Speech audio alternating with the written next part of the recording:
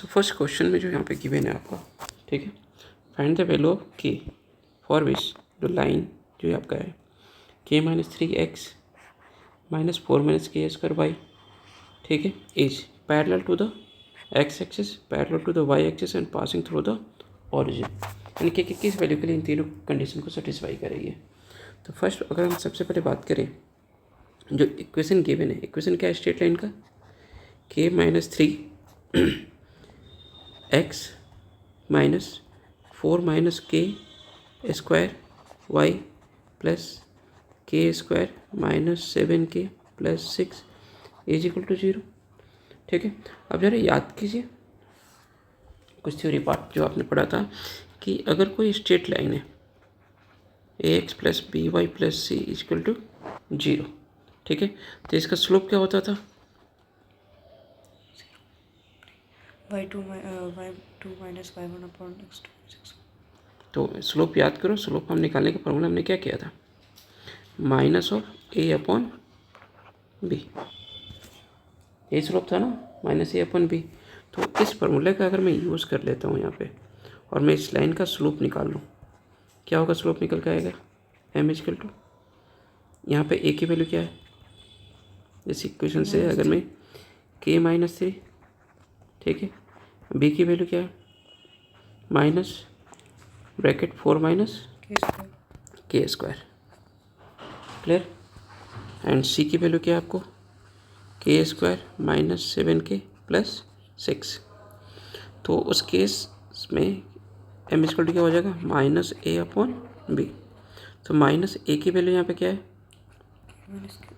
के minus 3, B की value minus 4 minus के का स्क्वायर, क्लियर, के से के क्या होगा क्रॉस, क्या मिल जाएगा आपको, के minus 3 upon 4 minus k square, clear है। नाउ आप फर्स्ट पार्ट का हम यहाँ पे यूज़ कर लेते हैं कि क्वेश्चन में क्या बोला गया है कि ये जो लाइन है आपका क्या है, पैरेलल है किसके, एक्स एक्सिस स्लोप निकल गया। तो नाउ अगर यू नो डैट अगर दो लाइंस पैरेलल है तो दोनों का स्लोप क्या होगा, अगर इसका स्लोप m1 है और इसकी स्लोप m2 है, अगर ये लाइन पैरेलल है तो स्लोप क्या होता है, इक्वल होता है। तो स्लोप ऑफ एक्स एक्सिस क्या होगा, 0 होता है, ठीक है। तो as line is parallel to x axis, so slope of line किसके इक्वल होगा, स्लोप ऑफ एक्स एक्सिस के। तो स्लोप ऑफ लाइन निकल के आया आपका कितना, लाइन का स्लोप कितना आया, के minus 3 upon 4 minus k square, slope of x axis 0। तो इसे सॉल्व कर लेते हैं, के माइनस 3, ये 4 माइनस के स्क्वायर इस साइड आएगा तो 0 से मल्टीप्लाई होगा, 0 मिलेगा, के की वैल्यू क्या मिली आपको 3। बी पार्ट में क्या बोला कि जो लाइन है पैरेलल है किसके, वाई एक्सिस के। अब देखो वाई एक्सिस ये है, ये आपका एक्स एक्सिस था। अब जो लाइन है आपका वो क्या हो रहा है आपका, वाई एक्सिस के पैरेलल है। I know that slope of y axis क्या होता है, नॉट डिफाइंड।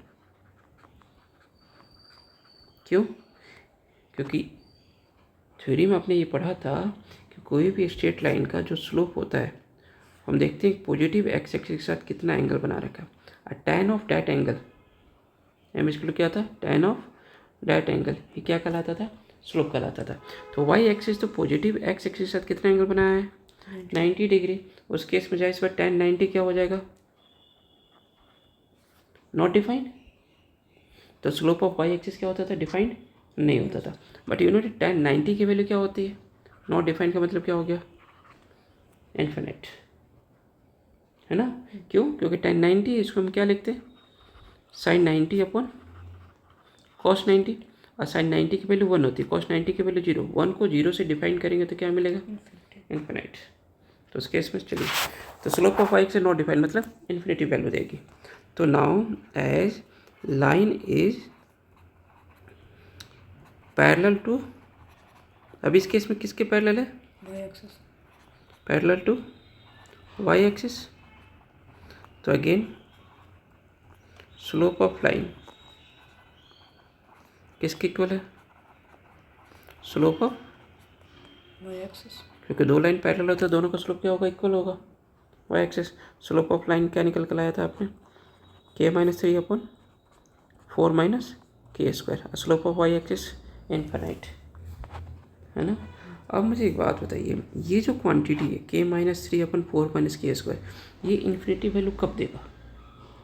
ये तभी इन्फिनिटी वैल्यू देगा व्हेन 4 माइनस के स्क्वायर की वैल्यू किसके इक्वल हो जाए? 0 के। और बाकी किसी केस में नहीं जा सकता।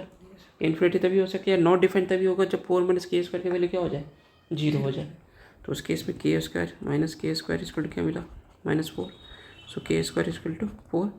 तो इस केस में के की वैल्यू क्या निकल के आएगा? √4, डैट मीन्स प्लस माइनस का 2। क्लियर? नाउ जो थर्ड पार्ट है क्वेश्चन का, ओके, तो क्वेश्चन का थर्ड पार्ट क्या क्या है? Third part c, passing through origin, यानी जो लाइन है किससे पास कर रहा है? ऑरिजिन से पास कर रहा है। ठीक है। Now as line passing through origin, so it must satisfy the point